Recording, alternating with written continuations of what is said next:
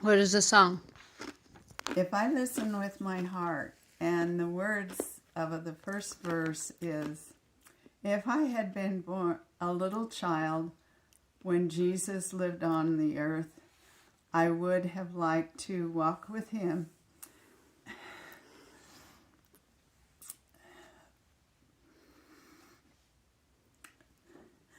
and listen to his words. But as I search the scriptures, I'm sorry, I can hear his words of peace. And if I listen with my heart, I hear the Savior's voice. I'm sorry. Oh, that's a really good song.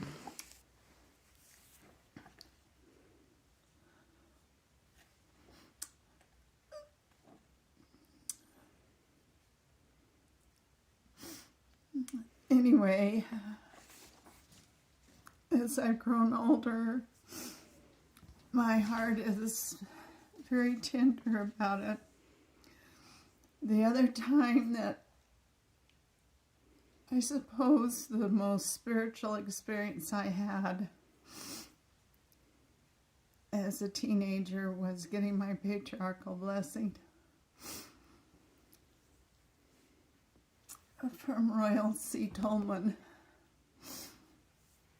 And I didn't have anybody go with me. Jay's mother set me down and told me how important it was that I be prepared, and almost scared me like maybe I'm not ready. I was 18, and but a friend, an acquaintance really, that I rode with to go to Twin Falls Business College, she said, "You're getting your patriarchal blessing? Do you have a ride?" And I said, "No, and I don't even know where he lives." She says, "Well, I do, and I can take you if you want." So she took me, and he kind of reminded me of Santa Claus. He was that sweet, twinkly face, and he started talking to me, and he found out that I just joined the church and that my parents weren't members, and then he placed his hands on my head, and the Spirit was so strong that the tears just rolled down my face. And that was one of the most sacred moments I had. And I read my patriarchal blessing, not as often as I used to, but often, because it tells me in there what the Lord feels about me. And that is special for a person to know that the Lord loves you.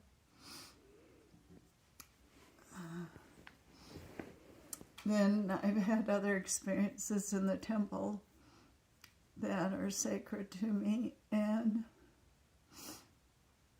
but one I'll share with you.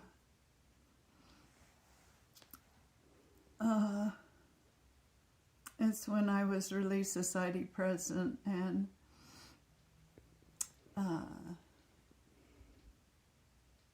Ron was in they called it the high priest quorum then, and he was over temple work, and he hated to call people. He didn't like to talk on the phone at all, partly because of his accent. People didn't understand him, and so he just wasn't comfortable talking on the phone.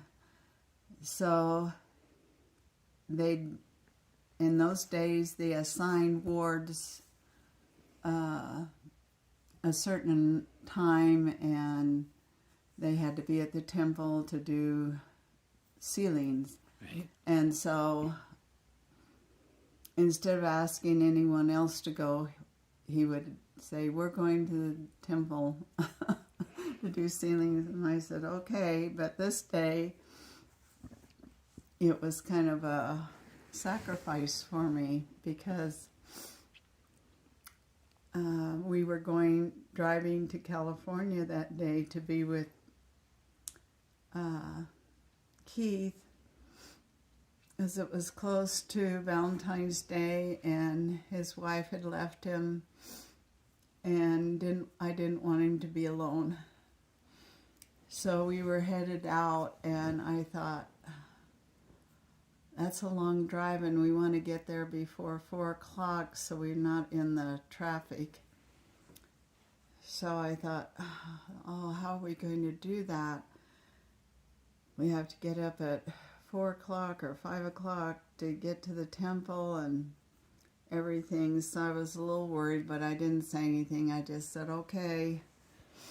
And we went and did the ceilings, and I was walking toward the chapel to go down the stairs at the Mount Timpanogos Temple. And all of a sudden, I heard a group of children singing, I Am a Child of God. And the organ was playing, I Am a Child of God, and I thought, that doesn't make sense, but maybe it's a special program that they're practicing for early in the morning. It would have been at 7. And so I walked up cautiously. I didn't want to bother, and looked in the chapel, and there was nobody in there, and I still could hear the voices singing, I am a child of God. So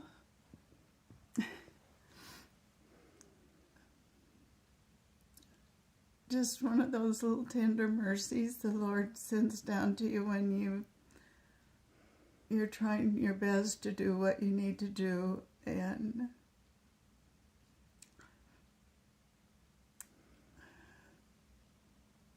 the little children singing, I am a child of God. The veil was thin, obviously, that day for me. And I was very blessed to know. And the other thing I got to do that helped me even now is my mother's testimony. I trust the Lord, she'd say. I trust the Lord. And people would say, don't you think, because she was getting up in her 90s, and she came to live with us when she was in her early 80s, and I thought, oh, she lives 5 years, it'll be a miracle because she has a bad heart. Here she is in her 90s, and she's still going, and she says, I'm not worried, the Lord, I just trust the Lord. And every once in a while she'd be funny though, and she'd say, sometimes I think he's forgotten me. But she always had a strong feeling about the Lord. And I think that is a good testimony, that when you can trust the Lord, your faith is stronger. And I know that trusting someone is very important. But trusting the Lord is putting your will in His hands and saying, that's not what I wanted to do, but if you think that's what I need to do, then that's what I'll do. And that happened to me more than once, where I thought I knew what I wanted, and sometimes I didn't listen, and I got disappointed and didn't work out very well. But when I did listen and did what I was supposed to, I was so richly blessed. So I'm grateful to trust the Lord. And then, because of the church, and because I was able to teach a lesson to the sisters in Relief Society about I am a child of God that somebody spoke in General Conference, I thought, I should pray about that. I feel like that's true, but I haven't really prayed about it. So I prayed about it because I was going to teach that, and I wanted to have a deeper feeling about it. So I knelt down and prayed and asked him, am I a child of God? Am I your child? And this beautiful, warm spirit flowed over me and bathed my whole body and said, yes, you're my daughter.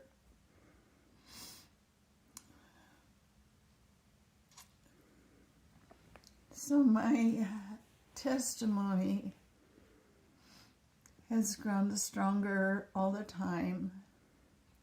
Working at the prison, walking into a room in the prison, you walk through about 5 gates where they're big metal doors. Mm-hmm. And you have to go through all of them, checked in all of them. And you finally come to an area where there's a chapel. And you walk in there and it feels peaceful. And then you stand in line and greet each of the men, each of the prisoners, or each of the inmates as they walk through, and shake their hand and greet them and tell them how happy you are to see them. And that was my favorite part of the whole deal. Because if I could shake their hand and look in their eyes, I could let them know how much they are loved. Right. Because what happens as soon as they walk to that door to come in, the Spirit came over me that said, these are my sons. I love them.